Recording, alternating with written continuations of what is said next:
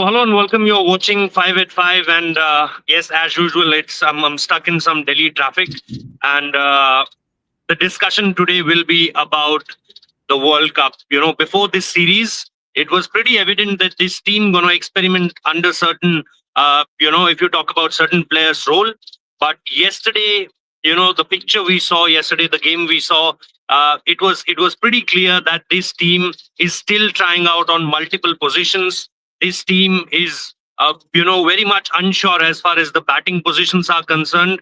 And then obviously there are some, certain problem with certain individuals as far as bowling or batting discipline is concerned. Joining me, Bharat, I think, Bharat, you'll agree with me on this, that, this team, as soon as we are seeing that, this team is going closer to the T20 World Cup, there are questions raising game after game, game after game, game after game. There are cracks. There are cracks in different departments of the game. One is, if you look at India's batting lineup, then there are question marks over Surya Kumar Yadav. There are question marks over Shubman Gill.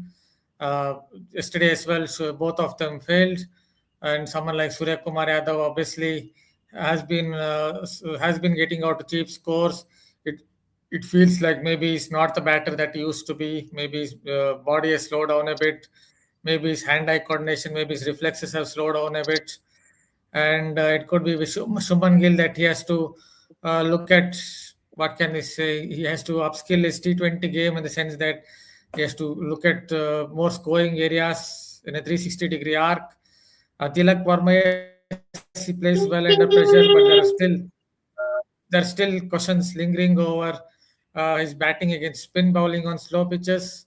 And then when you come down to the bowling, even just there are few questions over Jasprit Bumrah, whether he has lost a little bit of nip in his bowling. It feels as if he's not snapping his back as much as he used to.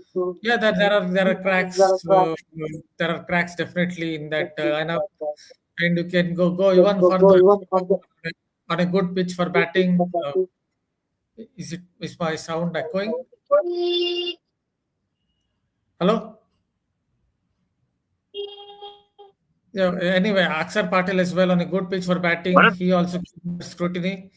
So there are cracks not just in the batting department but also in the bowling department going into the World Cup.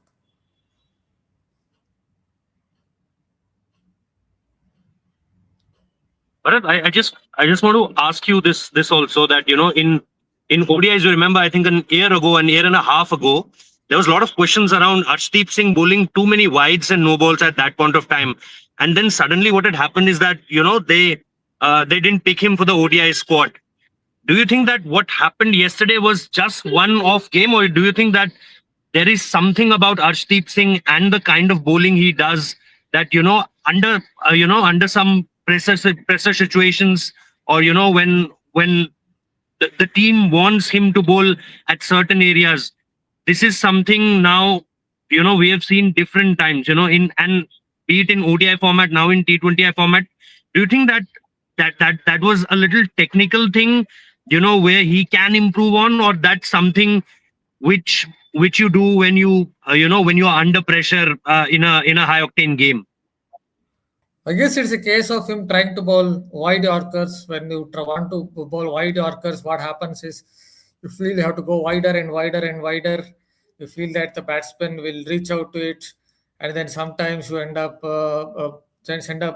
bowling those offerings which are wider of those stem lines. I think that's what basically happened.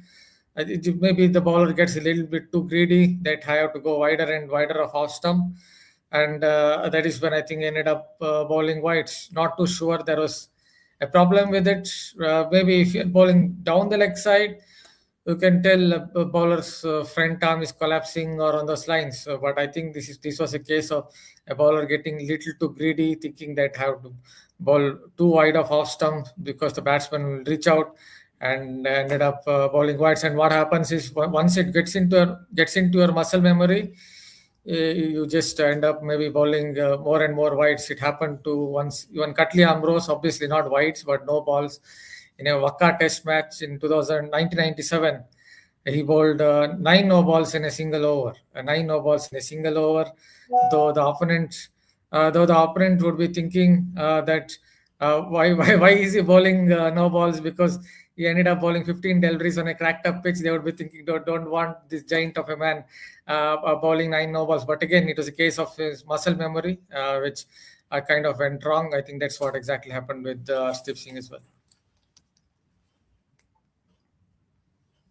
But talking about now it's we discussed it yesterday also in our show that it's a high pressure game for Shubman Gill and for the captain himself. Surya Kumar Yadav. There were a lot of data around. Social media is full of now data that last 17 innings, last 20 innings, and there is no 50 plus score as far as both the captain and vice captain is concerned. So do you think that now, yes, we know that Sanju Samson was trying his best as far as in Dubai conditions also. He was in the priority list. If you compare it with Jitesh Sharma, uh, do you think that now is the time that a pressure a pressure kind of situation will be there in front of the team management also, be it Gautam Gambhir, be it the captain himself, that he has to take a tough one, maybe in a couple of games, if not in the next one. See, if you look at not just Shubman Gill, Surya Kumar Yadav as well, both of them have not been scoring runs for a long time. And Shubman Gill, I think the problem with someone like Shubman Gill is he perhaps doesn't play enough shots in a 360-degree arc.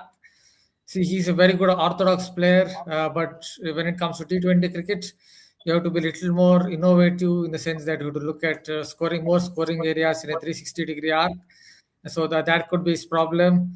And yes, there will come a time when it comes to especially Shubman Gill, even Surya Kumar Yadav, there could come a time when the management have to take a decision on him. Obviously, with T20 World Cup on the horizon, Surya Kumar Yadav, we expect him to captain the side.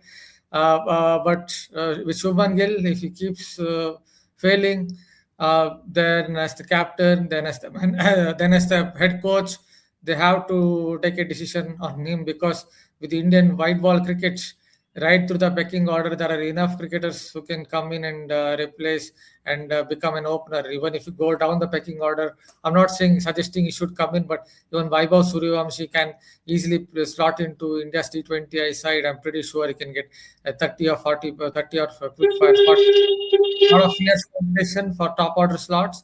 So I think the management must be close to taking a decision. Though I still feel they will back their captain, they will back their vice captain to come good, and expect them to play in the T20 World Cup, because they have been backing them for a long time.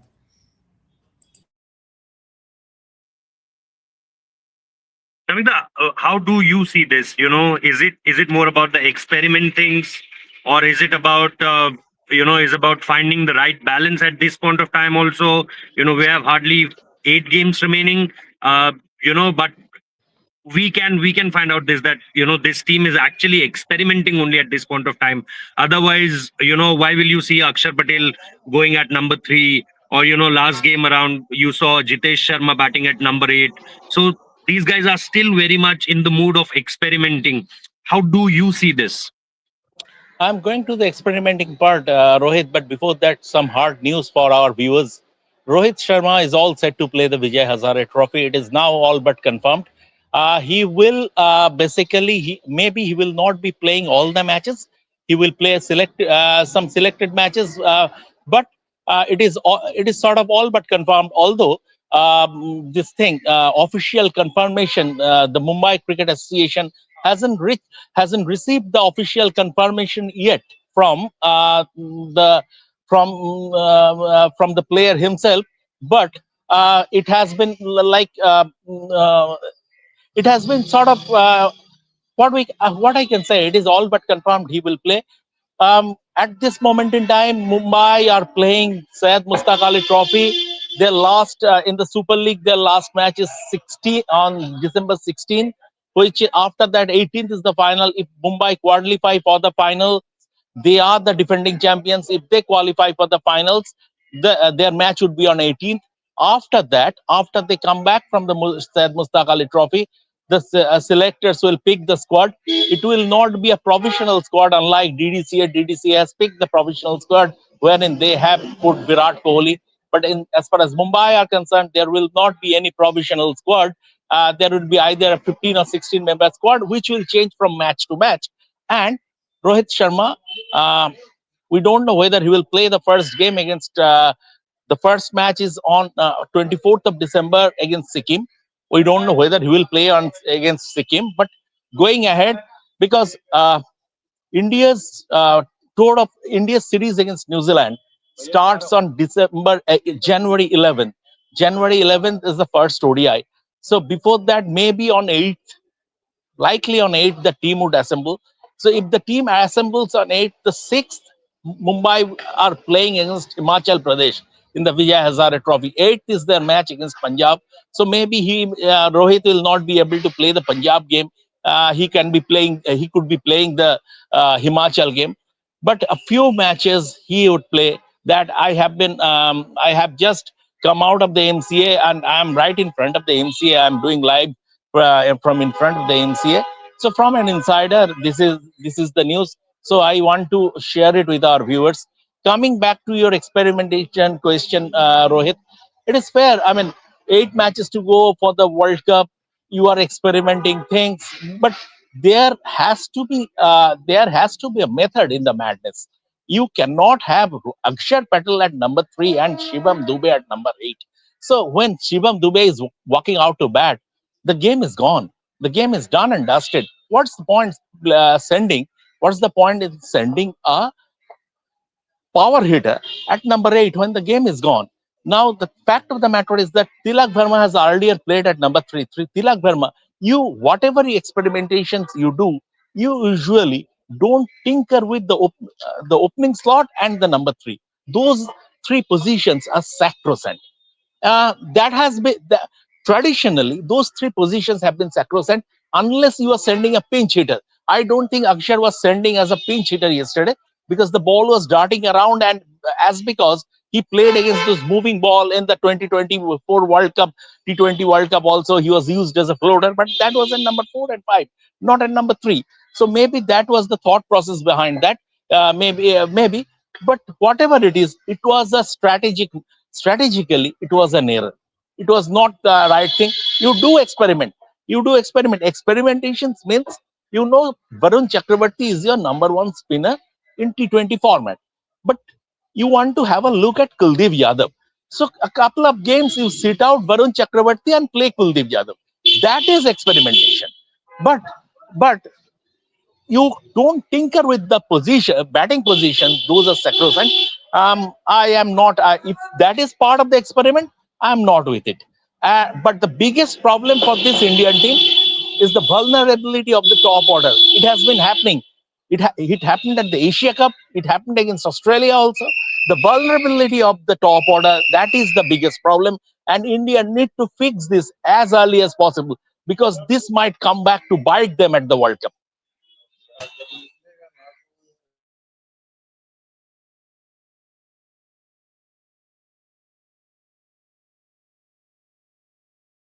I think there is some. Okay, Shamita. Before going to Bharat, I also want to put this that do you think that, and we chatted a lot about this in Hindi live, that there was a lot of conversation around the way we see a diminishing Shivam Dubey after post the midway around of the IPL 2025. His strike rate against spinners is not that good, which eventually was the case when he got selected for the T20 World Cup 2024. That he can hit spinners at any part of time. He can hit any kind of spinners in the world. And then there is this discussion on can we can we use Akshar Patel a little earlier as far as the innings is concerned, but then his strike rate against spinners is also a concern. So are we secure as far as the middle order transition is concerned? Only Hardik Pandya is there, and a little bit of contribution from, if Rinku Singh will be part of the plans, then I'm talking about this, that if Rinku Singh will be the part of plan, then he has some decent strike rate as far as fast bowling and spin is concerned. But apart from that, I don't think there is much to look upon after Hardik Pandya and Rinku Singh, and Rinku, as we all know, that not part of this squad, Shamita. See, two things, Rohit. The fact of the matter is that I think they will, the selectors would like to have a look at Rinku against New Zealand, because that 5 matches to be played against New Zealand. But at the same time, off late they are using Shivam Dube as an extra bowling option also, and he hasn't done badly. He hasn't done badly as that extra bowling option. So from that point of view, if at the World Cup they decide to drop Arshdeep in a game, for example, then they are left with Hardik. Then they are left with Jasprit Bumrah and Hardik Pandya as their two seamers, and then the third seamer could be Shivam Dube. So that is an option if they want to go with Kuldeep, two spinners with Varun and Kuldeep. If they want to go it in a game at the T20 World Cup, so that is an option. So from that point of view, I see Shivam Dube being part of the team's plan scheme of things for the World Cup also. Rinko saying we have to, if he gets a if he gets an opportunity, if he is recalled to the side for the New Zealand series, then we have to see, then we can consider that he is also part of the World Cup plans. If he doesn't get a recall, if he's not recalled to the side, then he is not in the scheme of things. So that is the case. But I think, Rohit, we shouldn't nitpick. They have lost just one game, and they have been brilliant as far as this format is concerned. The Indian team have been brilliant as far as, so they have lost just one game. So we don't. But there is a concern, that is the top order. And yesterday, Surya himself spoke about that at presentation, that I and Shubman should reboot it. I and Shubman, not always Abhishek Sharma will be there to bail us out. This is what Surya said at the post-match presentation. Very honest assessment, very frank assessment. And I think Indian team are a bit concerned about their top order vulnerability. Bharat, talking about this top order problem, do you think that maybe a couple of games more and then there will be a serious discussion if the outcome will be the similar, a single digit score or maybe double digit, which is not, somewhere around 40 is a good 40 with a good strike rate. Do you think that then that eventually we will come to that discussion that just before the T20 World Cup, maybe 6 games remaining, 5 games remaining, and you have to drop someone like someone from the top order, be it Shubman Gill or Surya Kumar Yadav. He's your captain. How can you drop him? And then Shubman Gill, he's your vice captain. But the kind of data, the kind of numbers which everyone is putting in social media, it's quite a long rope as far as that to give the rope is concerned. And apart from that, do you think that will they take that call, or now it's now time has passed, they can't take that call, that whether to drop someone like a Shubman Gill or a Surya Kumar Yadav? See, with Surya Kumar Yadav, I think it's a little tougher because he's your designated captain. When someone has been appointed as the captain for more than a year, then it becomes difficult to drop him just a few months before the World Cup, because he has established himself as the captain, and you don't necessarily want a change of guard when it comes to captaincy just before the T20 World Cup. But I understand where the question is coming from. As I noted, he's not getting any younger. He has had injuries. When you have this kind of, what can I say, soft tissue injuries, then your body tends to slow down a bit. His reflexes might have slowed down a bit, and that is when you might be slightly late on the ball. And that's, I think, what's happening with Surya Kumar Yadav when he tries to play a pickup stroke, when he tries to play that whip. I think it's little late on the ball. That is leading to some of his dismissals. That could be leading to some of his dismissals. So I think that is what is going against him. But it's little tougher to drop someone like Surya Kumar Yadav because he's your captain. I think slightly easier maybe to drop Shubman Gill if they really want to. But again, I'm not very sure they will do it. But they can go ahead and drop him because there are options outside of Shubman Gill. And as I noted, I feel Shubman Gill can do better in T20 cricket, but that's obviously up to him. I feel he's maybe restricting himself in his stroke play. He can look to innovate a little more, try to play more of a 360-degree arc batting. That doesn't mean just scoop or reverse slap. It also could be maybe slicing one through the offside. A few other shots he can add to his repertoire for T20 game. Otherwise, I think he's restricting his game a bit. But they can go ahead and drop Shubman Gill because he's not your designated captain ahead of the World Cup. But I think with Surya Kumar Yadav, it's going to be really tough to take that kind of a decision with just 2 months away or whatever it is to the upcoming World Cup. Devashish, I remember you were in Cuttack. We discussed this in length that, where we can focus just before that T20 World Cup. Is this the right time to experiment, or we can do, we'll go ahead in that similar fashion? And you also said that at that point of time that the strike rate is not a problem. Runs, yes, they were scoring, but it's not the big runs what we can expect from a batter like Shubman Gill or Surya Kumar Yadav. 2 games done, and the performance is quite similar now. The strike rate is also getting concerned. How do you sum up as far as these 2 games are concerned, and where the series stand at this point of time? It's 1-1 level, but the questions we were asking about Surya or Shubman, it's quite evident that again 2 games and they won't be they can't able to convert the opportunity. Yeah, absolutely, Rohit, and that is where the biggest concern lies. Means obviously, how long will the team management wait before taking some harsh calls? Will the harsh call come in say in a couple of matches? Because you can't wait for. You don't want a situation where this South Africa series is gone and you end up with only just 5 matches remaining for that series in New Zealand. So even if it matters that you need to drop someone like say for instance Shubman Gill for at least one match, couple of matches because it it is for the benefit of the Indian team. I'm not saying that they straight away take some harsh calls, but some harsh calls need to be taken. And the problem here is how long will you wait for your captain and the vice captain? The problem is created by appointing Shubman Gill as the vice captain. Had he not been the vice captain, then definitely I'm pretty much confident that things that means Sanju Samson would have been playing by now. But since now he's been appointed as the vice captain, you cannot take such a radical call. You have to wait for a few more matches before he comes good. And I think uh, it's a matter of time. Let's all hope that it's a matter of time that Shubman Gill comes good. But I think it would be better off for him not to take those aerial shots. It would be better off to just give strikes to Abhishek Sharma. When you have a gun player like Abhishek at the other end, there is no need of a risk. So whether he's going to change his approach, I think he is putting pressure on himself by adjusting to the template that has been set for the team. Means as is the template of the team that going gun right from the word go. I think that is not the style where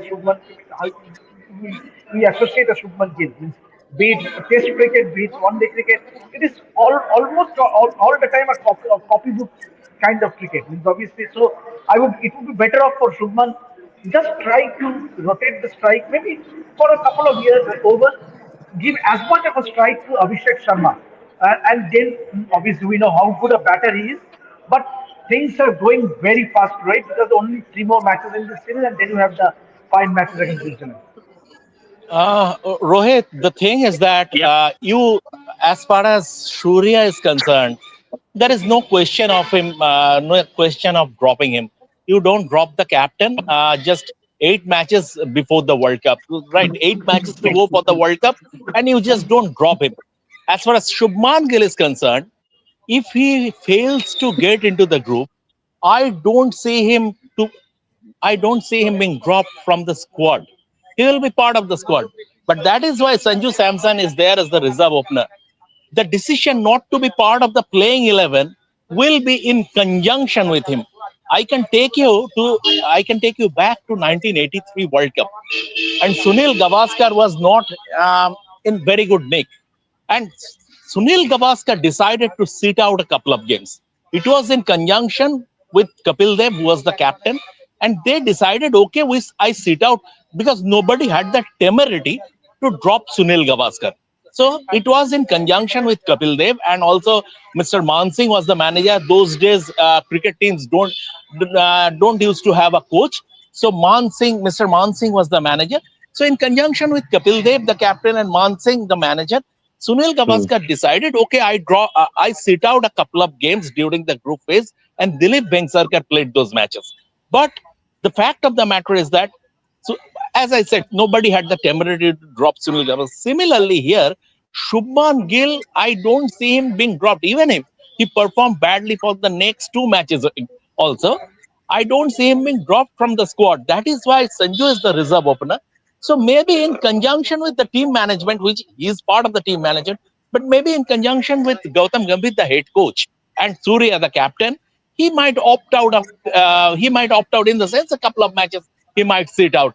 So that could be a possibility. But you don't summarily dismiss or drop your captain or vice captain so close. I mean, when World Cup is just around the corner.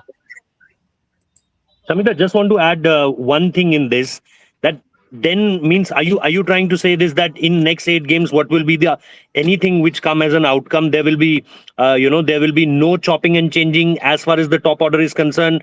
Everyone is having their own position, and there can't be any change in the top order as far as Shubman is concerned or Surya is concerned, because then you have a Tilak Verma who's not having a good run apart from this last innings he played. His strike rate in this 2025 season is somewhere around 130. And after that, I already told you that Shivam Dubey is in the diminishing form as far as last IPL is concerned. So there are multiple batters in this team who are not hitting the at this point of time, not at the pinnacle of their careers, or you can say not in the right place just before the T20 World Cup. That I want to know. But see, don't be so. I mean, I would say what pessimistic about this. These guys, Surya Kumar Yadav, Shubman Gill, they are big tournament players. A World Cup is played at a completely different intensity, and even if they are struggling a wee bit as far as the bilateral series is concerned. Come the World Cup, I back them to raise their games. Be it Shubman, be it Surya Kumar Yadav, the guys who have been struggling. Tilak Verma was not scoring too many runs during the Asia Cup, but then came the final, that crunch situation, and he played a match-winning knock. So that is how these guys are big tournament, big game players. So from that point of view, I back them to come good at the World Cup. Yes, Devashish. I will just add to the topic. Obviously, is it a way that you demote Shubman Gill in the top order? Maybe for us, by sending him at number three and accommodating Sanju Samson as the opener. In that way, you are not dropping Shubman Gill outrightly. Then can it be an option? Can it be an option that the team management can think of? For us, demoting Shubman Gill, he stays in the team. He is the vice captain. Obviously, I totally agree with you, Shomita, because there is no point that you cannot drop. You can drop your captain and the vice captain with just 8 matches remaining before the all-important T20 World Cup. So in that case, let Shubman Gill get some runs. Once he gets some runs, get his confidence back. Just stick with him in that batting position, because no way you cannot drop him. But only way a solution can be to send him at number three. Is it an option? But then I another problem. totally agree. I totally agree with it. Shomita, one more problem is that you have number three and number four. You have vice captain and captain, two batters who are not amongst runs. So that is also a very worrying factor. So you have number three and number four. You're two out of form batters in those positions. But I totally agree with you, Debashish. I would prefer, because Sanju Samson, Abhishek Sharma, the two opening batsmen, number three Shubman Gill, number four Surya Kumar Yadav. You bring on Rinku Singh into the squad.